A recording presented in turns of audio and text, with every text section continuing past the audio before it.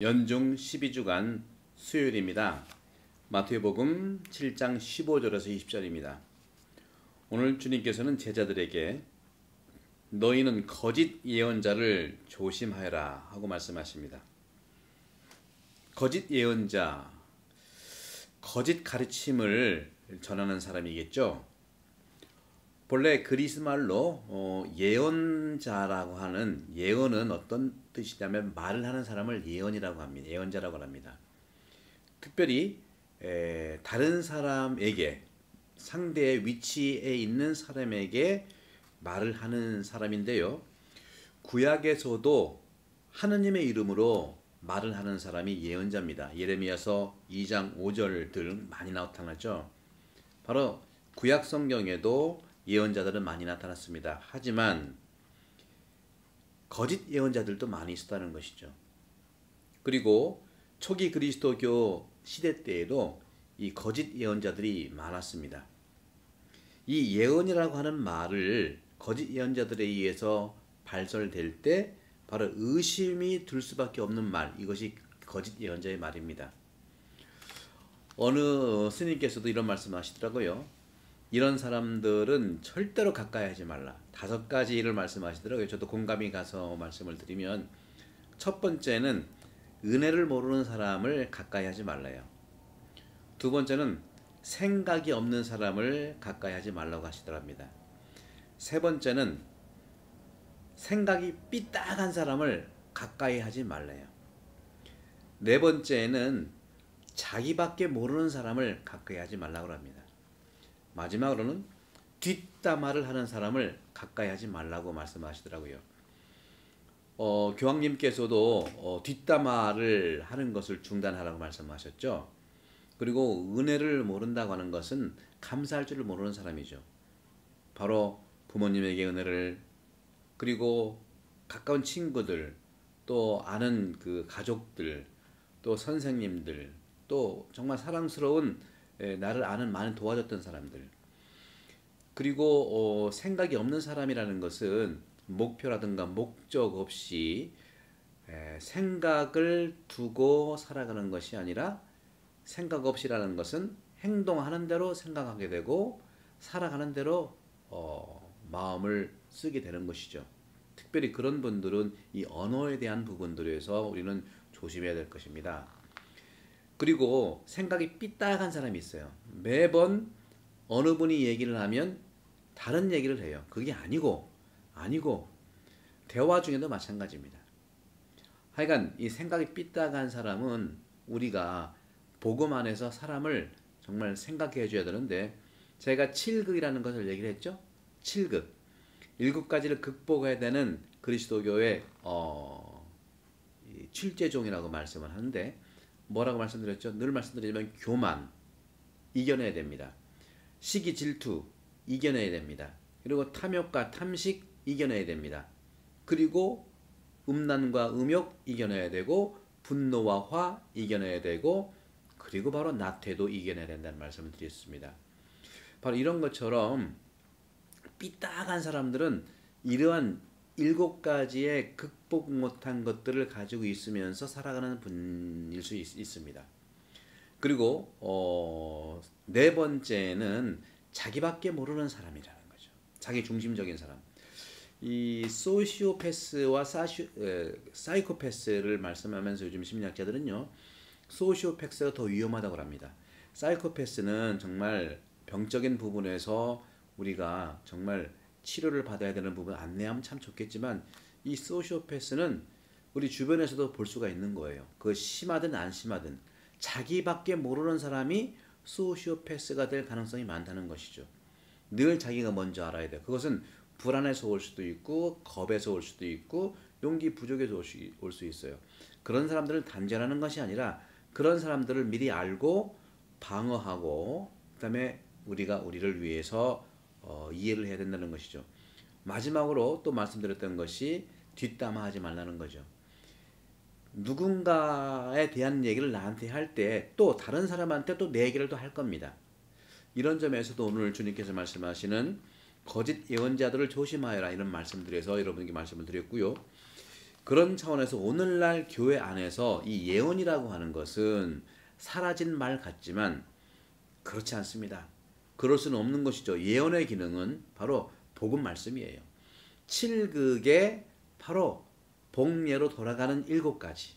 그렇죠? 그런 부분들을 여러분 말씀드렸으니까 예언의 말씀을 좀 해주시고, 오늘날에 있어서 예언의 말씀은 지금 교황님이 잘 하고 계시죠. 교황님은 당연히 하느님의 말씀, 예수님의 말씀을 예언자로서 실행하고 있는 것이죠. 주교님들도 그렇고요. 사제도 강론을 통해서 그런 겁니다.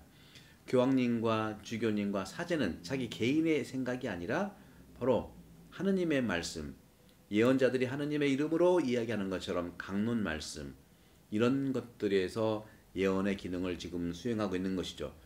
하지만 당연히 집에서는요, 부모님들, 학교에서는 교육자 선생님들, 또 물론 우리 모든 교우들이 주님 말씀으로 예언할 수가 있는 거예요. 나 사적 개인의 그런 부분들이 아니고요.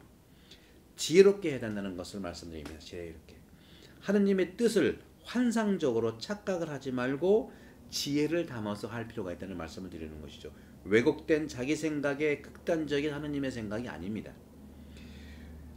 고백자 막시모 성인은 이렇게 말씀하십니다. 우리는 많이 말을 하지만 적게 실천한다는 것이죠. 예언자는 바로 그런 겁니다.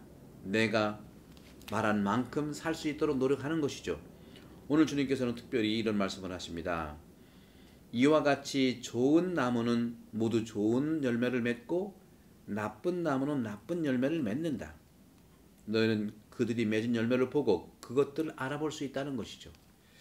이것처럼 이것은 좋은 나무를 말씀하신 것처럼 좋은 나무는 모두 좋은 열매를 맺고 나쁜 나무는 나쁜 열매를 맺는다. 어떻게 알아볼 수 있을까요? 마음에서 우러나오는 것이죠. 영성가들은요, 마음 안에서 이루어지는 관계 그 안에 자발성이 있느냐, 그것을 영성가들은 적용하고 살아갑니다.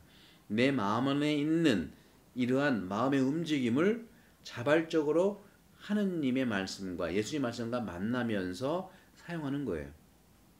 마음은 안정된 처지 안에서 항상 의미로 감정들이 드러나게 되어 있습니다. 사물을 향하든지 모든 또 사건을 향하든지 우리는 마음에 안정된 의미를 가지고 태도를 보여야 된다는 것이죠. 마음이 불안하고 마음이 겁이 많고 답답하고 그런 가운데서는 우리는 진정으로 사물에게 또 사람에게 의미가 되을 수 있는 부분들은 부족하다는 것이죠. 우리 모두는 마음의 안정을 통해서 태도를 향해 갈 수 있습니다. 언제? 기도를 하면 가능합니다. 모두 기도할 수가 있기 때문에 그렇죠. 실천의 의지를 정말 담아서 노력을 한다고 하는 것은 바로 마음 안에서 이루어지는 건데, 바로 마음으로 참으로 기도하는 자는 기꺼이 실천 의지의 노력을 이룰 수가 있는 것입니다. 그런 점에서 자유롭게 느끼는 그 순간마다 우리는 기도로 자연스럽게 열매를 맺을 수 있는 겁니다. 주님께서 말씀하셨죠. 좋은 나무는 모두 좋은 열매를 맺는다. 나쁜 나무는 나쁜 열매를 맺는다. 다 마음 안에서 어떠한 맑은 생각을 받아들이고 그것을 실행하느냐에 달리는 것, 마음에 먹기에 달려있는 것이죠. 마태복음 22장 37절에 온 마음으로 하느님이신 주님을 사랑하는 것처럼 온 마음으로 한다는 것. 영성가들이 말씀하십니다. 어떻게 어떻게 우리 마음을 청화할 수 있을까 하는 것을 영성가들은 가르침을 내어주십니다. 제가 영성가의 길을 묻다도 말씀드렸고, 또 특강 중에 생각을 정말 바라보는 것, 마음을 들여다보는 것, 이것들이 다 마음을 돌보는 겁니다. 그런 점에서 가치가 있는 선행을 우리가 실행해야 하지만 그 가치가 있는 선행 실행에 있어서 더욱더 중요한 것은 그 가치 선행의 바로 전내 뿌리인 마음을 변치 않게 한다는 것. 온전한 마음을 갖는다는 것이 더욱 중요합니다. 온전한 마음에서 온전한 행동이 나오게 되고 그것이 열매이기 때문이죠.